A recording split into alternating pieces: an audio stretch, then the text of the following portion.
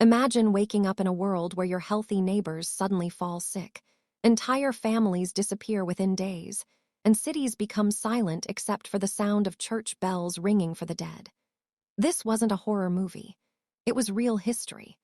Between 1347 and 1353, one of the deadliest pandemics ever recorded swept across Europe, Asia, and North Africa. Known as the Black Death, it killed an estimated 75 to 200 million people and changed the course of human history forever. But how did a single disease reshape civilization, and why are we still feeling its effects today? Let's find out. The story begins far from Europe. Most historians believe the plague originated somewhere in Central Asia. Trade routes, especially the famous Silk Road, connected distant kingdoms and empires. Along these routes traveled merchants, soldiers, spices, silk, and unfortunately, deadly rats carrying fleas infected with the bacterium Yersinia pestis. These tiny fleas became one of history's most dangerous killers. In 1347, merchant ships arrived at the Sicilian port of Messina. According to historical accounts, many sailors were already dead or dying when the ships reached the harbor. Their bodies were covered with strange black swellings called buboes. People had never seen anything like it before. Fear spread quickly, but it was already too late. The disease escaped the ships and began moving across Europe at terrifying speed. The plague spread in several ways. Fleas bit humans after feeding on infected rats. In crowded medieval towns where sanitation was almost non-existent, rats lived everywhere. Some forms of the disease also spread directly from person to person through coughing and sneezing. Entire households became infected within days. Once symptoms appeared, survival was unlikely. Victims first developed high fever, chills, headaches, and extreme weakness. Soon, painful swollen lumps appeared under the arms, in the neck, or near the groin. These swellings often turned dark because of internal bleeding, giving rise to the name Black Death. In many cases, death came within 3 to 5 days. Doctors had no idea what caused the disease. Some blamed poisoned air. Others believed it was God's punishment for human sins. People tried strange remedies, burned herbs, carried flowers, or prayed constantly, but nothing stopped the plague. As the disease spread from city to city, society began collapsing. Streets filled with abandoned homes. Farms were left without workers. Food shortages became common because there were not enough people to harvest crops. In many places, mass graves were dug because there was no time for proper funerals. Parents lost children, children lost parents, and entire villages disappeared from the map. Historians estimate that nearly half of Europe's population may have died in just a few years. The Black Death didn't only kill people, it completely transformed the economy. Before the plague, workers were easy to replace because populations were large. After millions died, surviving workers suddenly became extremely valuable. Farmers and laborers demanded higher wages. Landowners who refused often found no one willing to work their fields.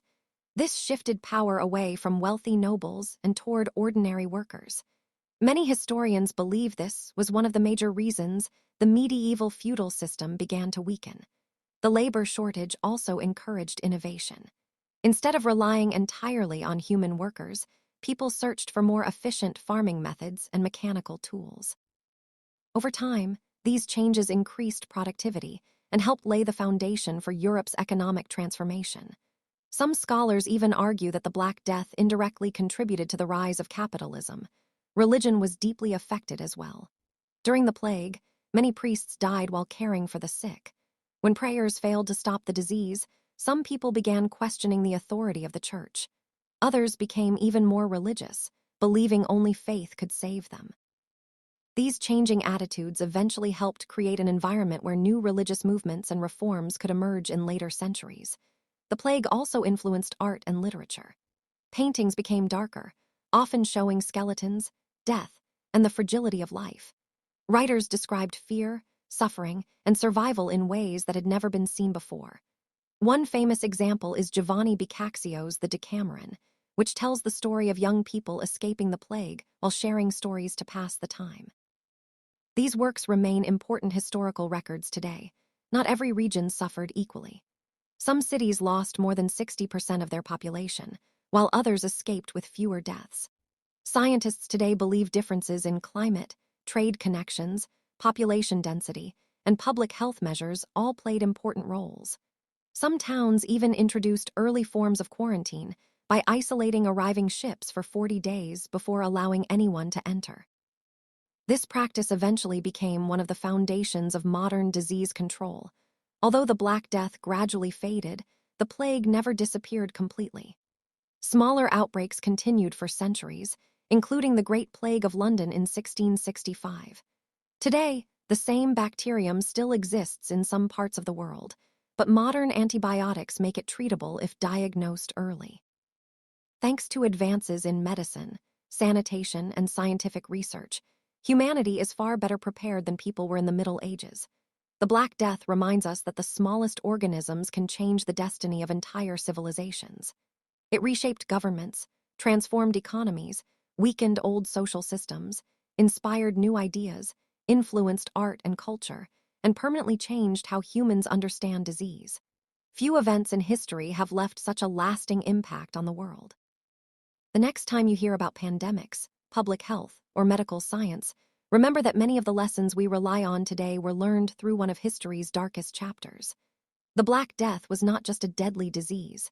It was a turning point that changed the world forever. If you enjoyed this journey into history, don't forget to like the video, subscribe to the channel, and turn on notifications for more fascinating stories from the past. Which historical event should we explore next? Let us know in the comments below.